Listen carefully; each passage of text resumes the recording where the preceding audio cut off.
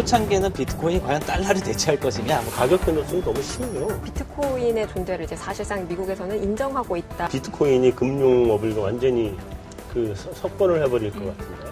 우리 옛날에 그 네이버 이런 데 벤처붐이 한참 일었을 때 네이버 이렇게 그 상장인가 등록인가 하고 그때 유행어가 뭐였냐면 걸어다니는 100억이라고 그랬었죠. 기억나요? 우리 사주 받은 것들이 다 100억씩 돼가지고 거기 있는 사람들이 굉장히 많은 사람들이 걸어다니는 100억이라고 지칭을 했었어요. 오늘은 코빗 한국 비트코인 거래소인가요? 네, 맞습니다. 네. 코빗의 그 미래 걸어다니는 100억 김진화 이사님 나오셨습니다. 네, 안녕하세요. 네, 오늘 비트코인 한번 얘기 좀 들어보죠. 네.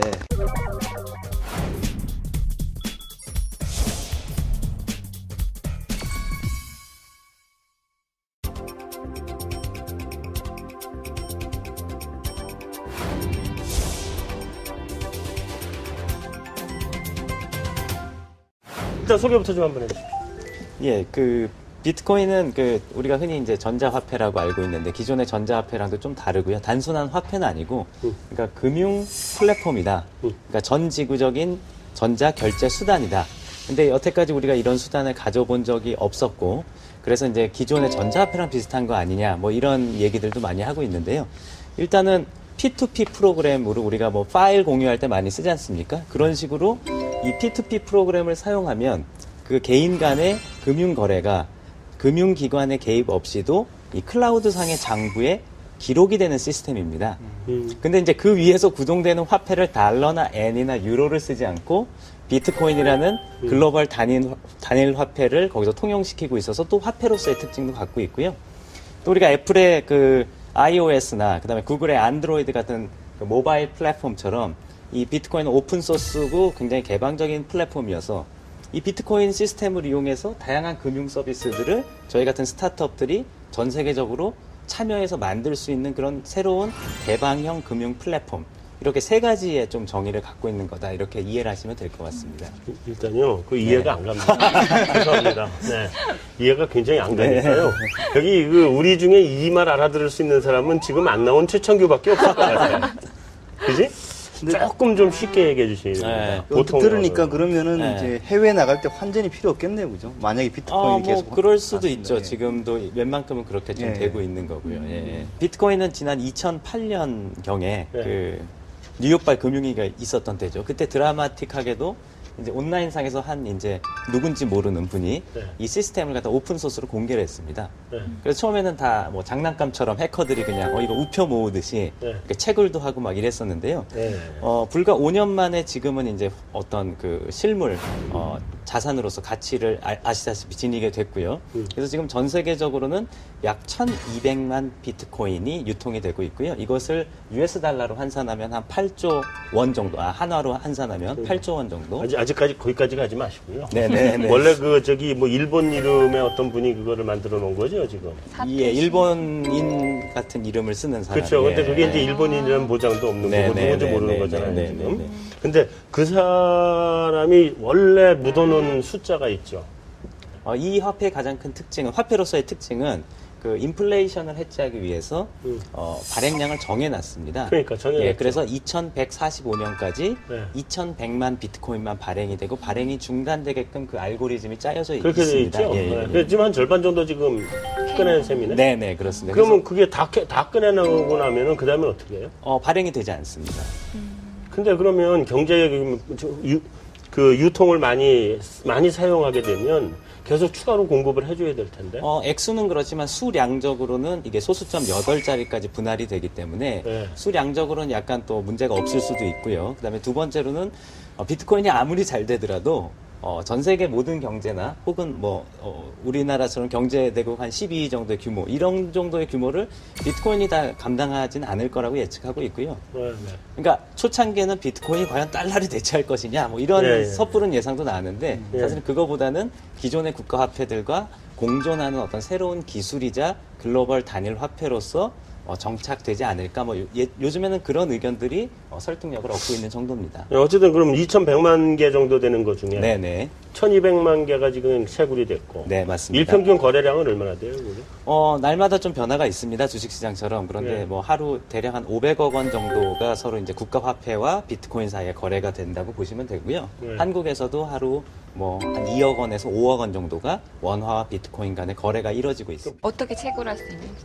채굴 과정은 사실은 이게 원리적으로 보면은 뭐 무슨 어려운 수학 문제를 푼다 그러는데 사실은 어떤 공식을 알거나 머리가 좋은 사람이 일방적으로 다 풀 수 없게끔 굉장히 무식하게 어떤 정해지지 않는 숫자와 문자열을 맞추는 겁니다. 그래서 이 문자열을 맞추려면 사람들이 컴퓨터 CPU를 마구 돌려서 이 무차별 대입이라는 그런 방식, 그러니까 일일이 다 넣어보고 맞추는 것뿐이 이제 할 수가 없는데요.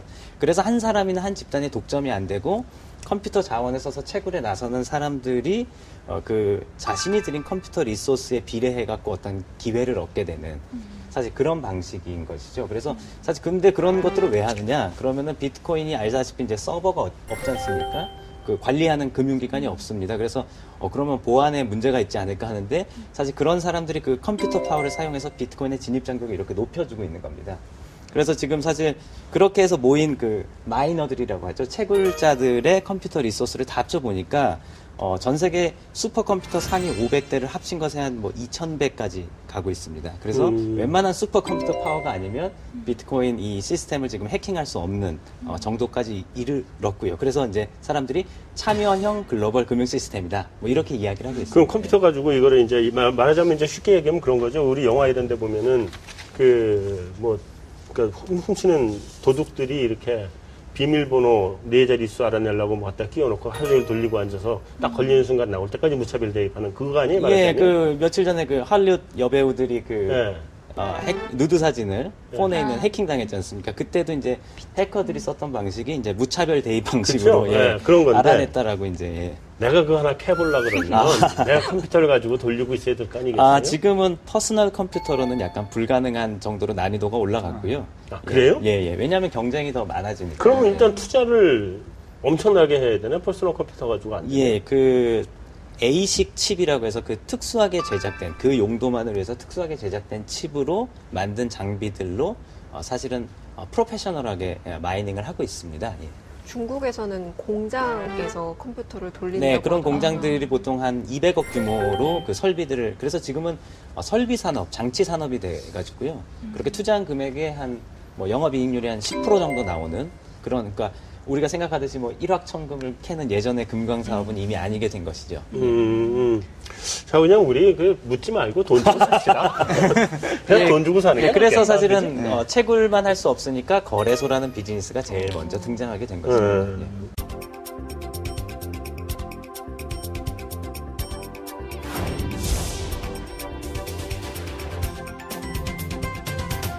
현예신. 네. 그래서 얼마예요? 달러로는 476달러 정도 되고 우리나라 돈으로는 약 48만 원 정도 된다고 합니다. 그거 1000달러 넘었었잖아요. 네, 그때는 2013년도쯤이었었는데요. 네. 제가 그래프를 통해서 한번 쭉 흐름을 설명해 드리도록 할게요. 이 그래프는 처음 등장했을 때부터 비트코인이 처음 등장했을 때부터 지금까지의 흐름을 조금 보여주고 있는 건데요. 그 비트코인은 처음에 2009년에 등장을 하게 되는데 그 1달러의 그 가치를 갖기까지 무려 2년이나 걸렸습니다. 그래서 네. 2011년이 돼서야 1달러의 고지를 넘겼고요.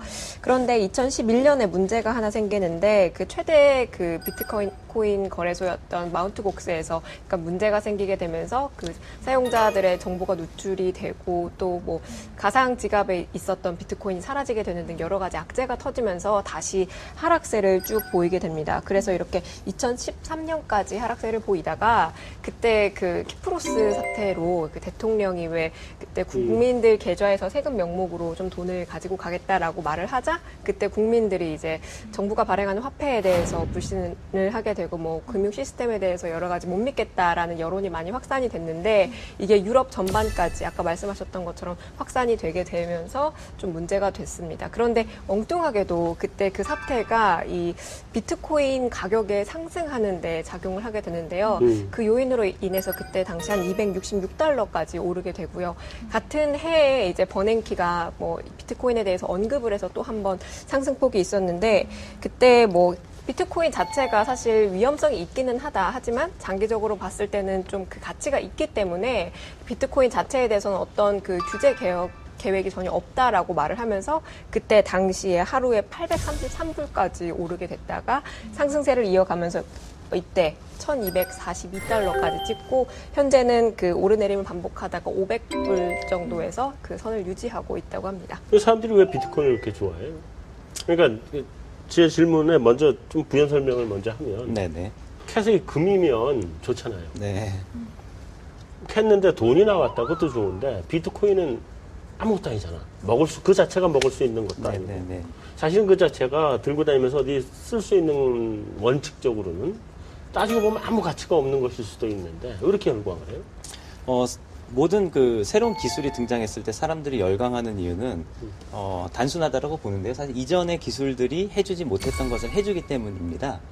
근데 비트코인이 말씀하신 대로 처음에는 아무 쓸모도 없어서 그냥 해커들이 장난감처럼 썼지만 점점점 전 세계에서 많이 쓰다 보니까 아까 금을 말씀하셨는데 금은 내가 갖고 있어도 제가 본부장님께 10,000원어치 못 잘라드리지 않습니까? 그 다음에 미국에 있는 제 친구한테 보낼 수도 없죠.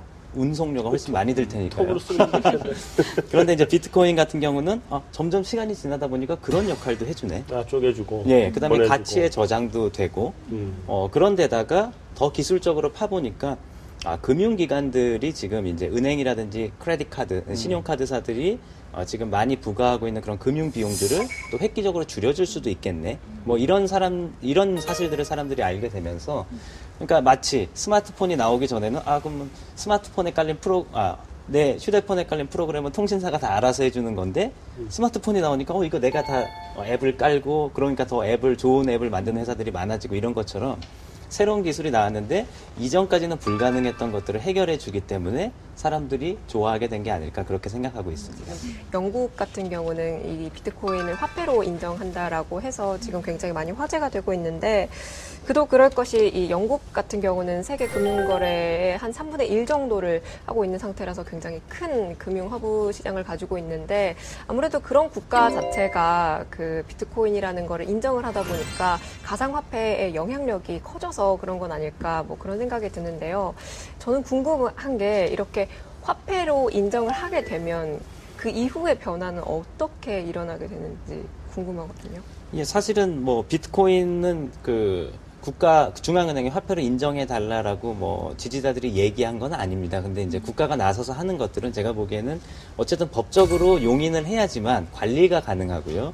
두 번째로는 세금을 거둘 수가 있기 때문이라고 봅니다. 그래서 아까 말씀하셨듯이 초기에 무정부주의자들이나 이런 분들은 정부가 아예 관여하지 말라였지만 실리콘밸리나 이쪽에서 비트코인을 받아들이면서는 비트코인 메인스트림의 입장이 정부에 충분히 협조하면서 합법적이 되는 만큼 충분히 그 규제에도 협력을 하고 그리고 세금도 낼 수 있다라는 입장이 되고 있고요. 그런 식으로 새로운 기술이 제도화되고 그런 것 같습니다.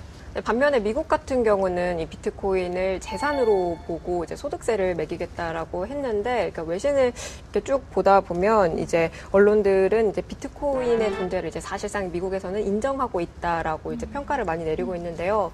그 같은 비트코인을 두고 영국 같은 경우는 화폐로 인정하겠다라고 하고 미국은 이제 재산으로 보겠다라고 하는데 왜 이렇게 입장 차이를 보는 이유가 있다면 뭐가 있을까요? 제가 보기에는 영국은 산업적인 정책 차원에서 잃었던 어떤 금융 허브로서의 위상을 영국이 사실은 지금 런던 중심으로 해서 금융뿐만이 아니라 IT와 금융, 그걸 이제 핀텍이라고 부르는데요.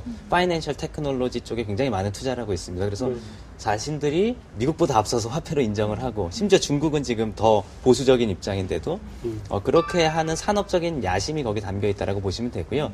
미국의 관심사는 IRS나 이런 데 관심사는 어쨌거나 대테러 자금이 이거를 통해서 오지 않도록 사회 안정성 그리고 조세를 갖다 형평성 이런 것들을 굉장히 중요시하고 있습니다. 그래서 그런 차원에서 보면 지금 비트코인을 기타 자산으로 분류를 하면서 여기에 소득세를 매기는 것이 가장 안전한 방법이거든요. 그런 국가 간의 입장 차가 있다라고 보시면 될 것 같습니다.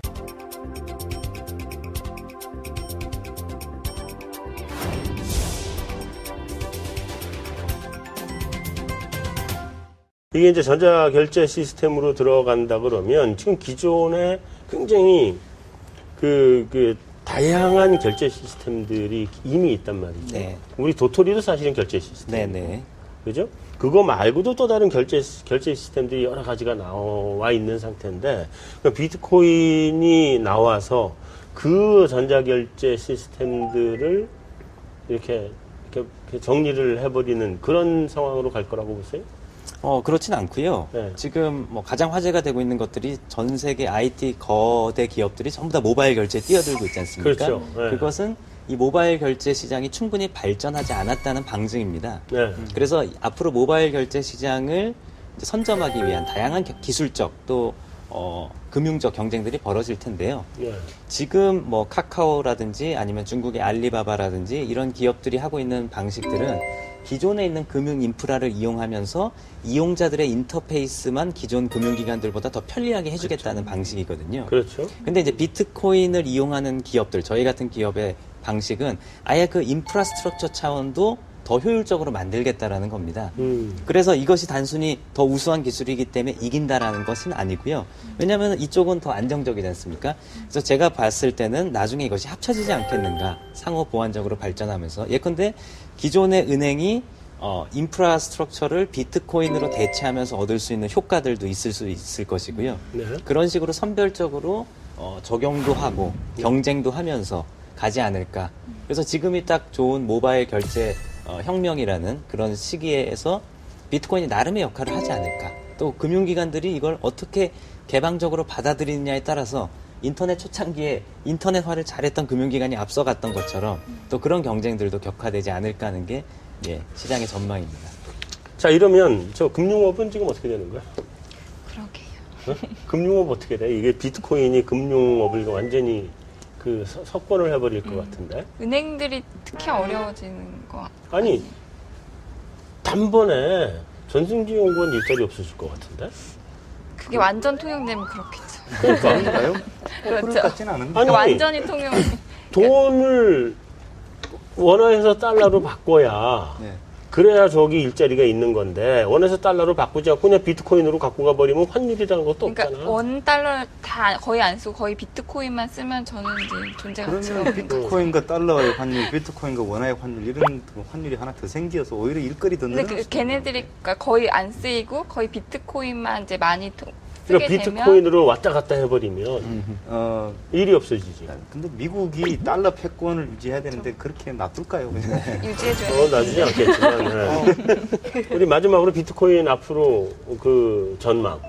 또 사실은 우리들 경제 쪽에 있는 금융시장에 있는 사람들이 보는 비트코인의 한계가 있는데 그거는 뭐 워낙 얘기가 많이 좀 된 부분이고 네.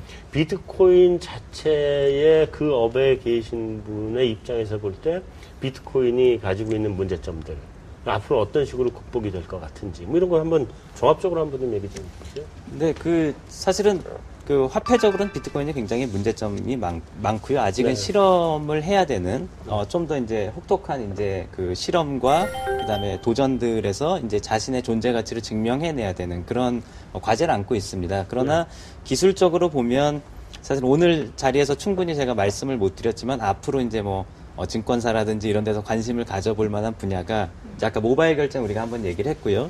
또 하나가 이제 사물 인터넷 분야인데요. 근데 지금의 금융 시스템으로는 사물 인터넷 시대에 금융 결제를 할 수가 없습니다. 사람 일일이 공인인증서를 친다든지 본인 인증을 그런 식으로 하면 할 수가 없고 그때는 지금 예측이 나오는 게 기계 대 기계 금융 거래가 일어나거든요. 그랬을 때 이제 비트코인 방식의 이런 화폐들이 P2P 방식의 화폐들이 사실은 그 금융 결제에 적당하지 지금의 이제 금융 결제 방식들은 적당하지 않다. 뭐 이런 의견들도 나오고 있고요. 또 하나는 기존의 금융이 못했던 것들이 이제 글로벌 소액 컨텐츠 결제였습니다. 그러니까 제가 런던에 있는 가수한테 뮤직비디오를 보고 500원을 갖다 결제할 수가 없는 거죠. 왜냐하면 500원을 카드로 결제할 수도 없고 송금을 누가 받아주지도 않는데요.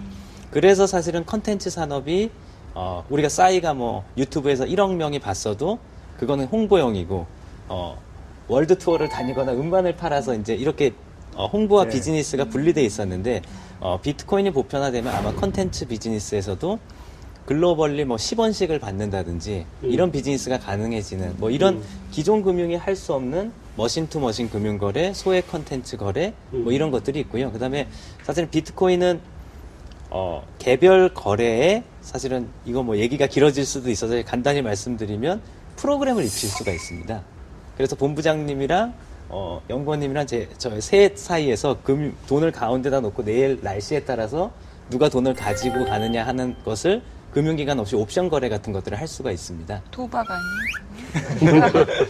그래서 그런 옵션, 근데 이제 뭐 그것이 농부들끼리 한다 그러면은 뭐 위험 회피를 위한 옵션이 되겠죠. 예. 그래서 사실은 또 새로운 금융사들이 또 나올 수가 있거나 기존 금융사들의 새로운 또 사업부들이 뭐 그런 것들을 담당할 수도 있을 것 같고요. 그래서 제가 보는 건 화폐로서 문제는 많지만 이게 기술적으로는 프로그램도 입힐 수 있고 글로벌 소액 결제도 가능하고 머신 투 머신 사물 인터넷 시대에 금융거래도 가능하게 해주는 기술이기 때문에 과거의 인터넷이 컨텐츠와 커머스와 커뮤니케이션에 큰 변화를 줬듯이 이제 비트코인이 금융이라는 영역에 큰 변화를 줄 그런 인터넷 같은 기술이 아닐까 뭐 그런 전망들을 하고 있고요.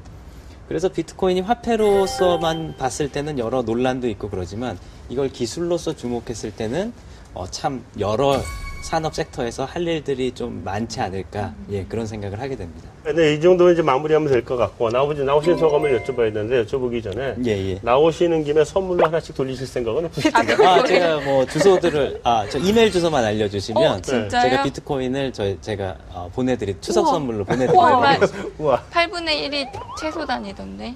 소수점 8자리가 예. 최소 단위여서 예. 뭐 제가 뭐 10원도 보낼 수 있고 이러지만 뭐 제가 뭐 사면 10원을 보내겠습니까? 소수점 이하 한 심하게. 그래서 예. 뭐 이메일 주소만 저한테 알려주세요. 네, 알겠습니다. 네. 하여튼 소감.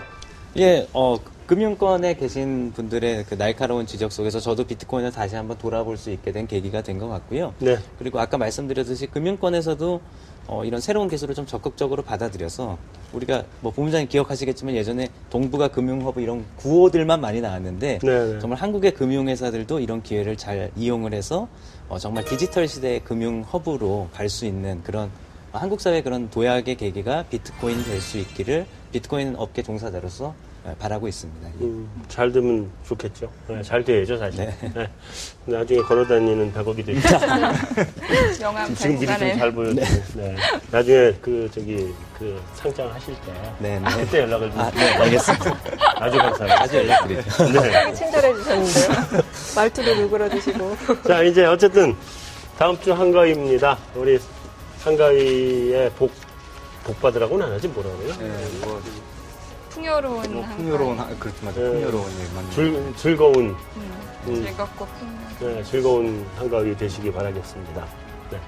네. 이제 인사나 하죠. 예. 인사하고 네. 마무리합시다. 즐거운 감사합니다. 한가위 보내십시오. 네, 네, 수고하셨습니다. 감사합니다. 고맙습니다. 예.